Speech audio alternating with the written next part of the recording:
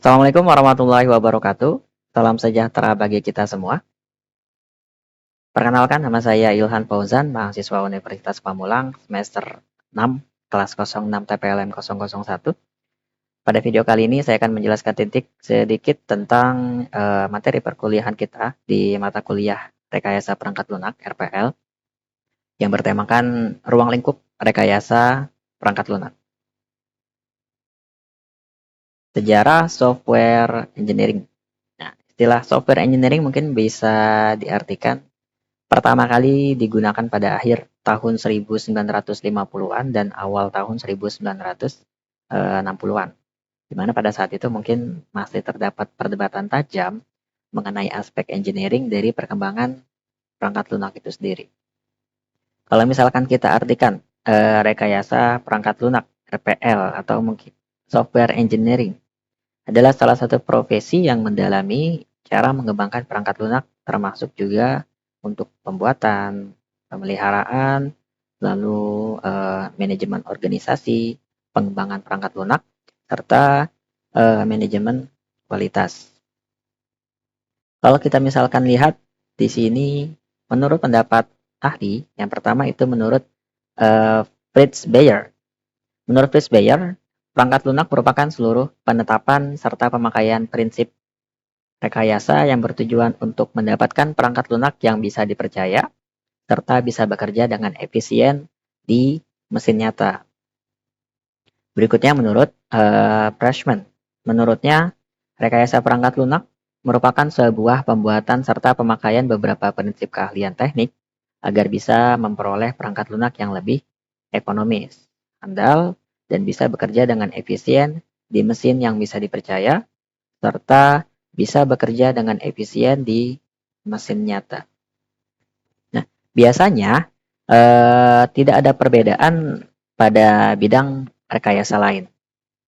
Sehingga bisa diartikan apabila bidang rekayasa akan selalu berusaha untuk memperoleh output yang memiliki kinerja lebih tinggi pastinya. Biaya yang lebih rendah serta waktu untuk menyelesaikan yang lebih cepat. Nah, berikutnya adalah tujuan dari rekayasa perangkat lunak itu sendiri. Yang pertama adalah untuk memperoleh biaya produksi perangkat lunak atau software yang lebih kecil. Berikutnya, untuk menghasilkan perangkat lunak yang mempunyai kinerja tinggi, handal, dan juga tepat waktu.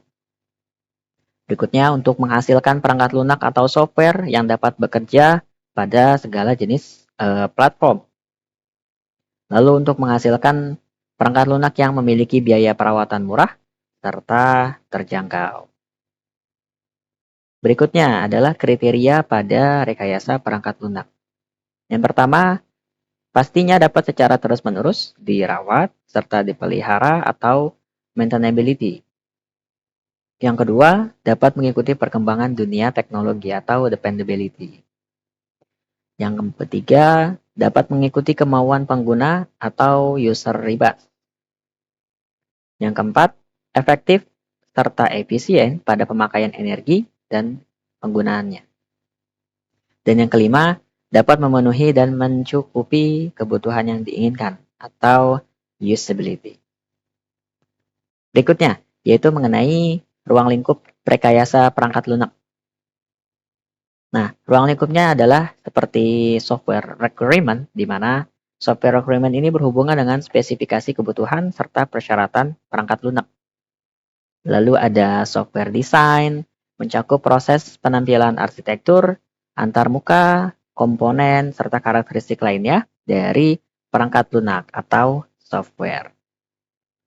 Lalu berikutnya ada software construction, berhubungan dengan rincian pengembangan perangkat lunak seperti pengkodean, algoritma, pengujian, sampai mencari kesalahan. Berikutnya ada software testing, di mana meliputi pengujian pada seluruh perilaku dari perangkat lunak. Berikutnya ada software maintenance, mencakup semua jenis usaha merawat ketika perangkat lunak sudah dioperasikan atau digunakan. Berikutnya ada software configuration management, di mana berhubungan dengan semua jenis usaha untuk merubah konfigurasi perangkat lunak, yakni memenuhi kebutuhan tertentu. Dan yang terakhir ada software engineering tools atau methods, di mana meliputi kajian teoritis tentang alat bantu serta metode RPL atau rekayasa perangkat lunak.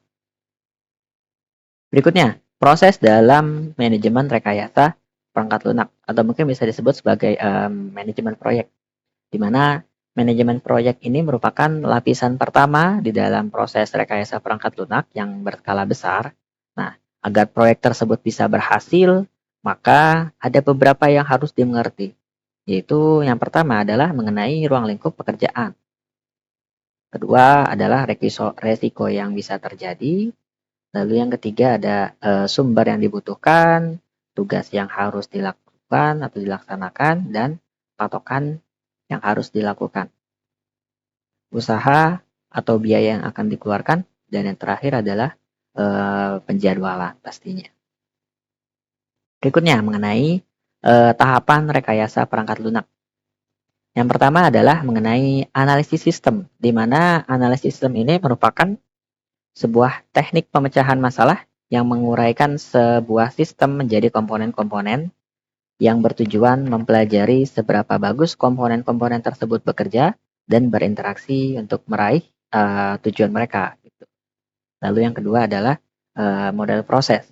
Nah, model proses ini merupakan model yang memfokuskan pada seluruh proses, di mana sistem yang mentransformasikan data menjadi informasi. Nah, model proses juga menunjukkan aliran data yang masuk dan juga keluar pada suatu proses. Lalu ada desain perangkat lunak. Nah, desain perangkat lunak ini adalah tugas, tahapan, atau aktivitas yang memfokuskan pada spesifikasi detail dari solusi berbasis komputer. Dan biasanya juga desain perangkat lunak itu sering juga disebut sebagai physical design. Lalu berikutnya adalah konstruksi, adalah di mana tahap menerjemahkan hasil desain logis dan fisik ke dalam kode-kode program komputer pemrograman. Lalu selanjutnya adalah pengujian, di mana pengujian ini merupakan pengujian sistem yang melibatkan semua kelompok pengguna yang telah direncanakan pada tahap sebelumnya. Nah, pengujian tingkat penerimaan terhadap perangkat lunak akan berakhir ketika dirasa semua kelompok pengguna itu menyatakan bisa menerima perangkat lunak tersebut, gitu, berdasarkan kriteria-kriteria yang telah ditetapkan. Baik, mungkin itu saja materi yang bisa saya bahas dalam video kali ini. Apabila ada kesalahan kata atau kalimat, mohon dibukakan pintu maaf yang sebesar-besarnya. Kurang lebihnya mohon maaf. Wabillahi taufiq wal hidayah. Wassalamualaikum warahmatullahi wabarakatuh.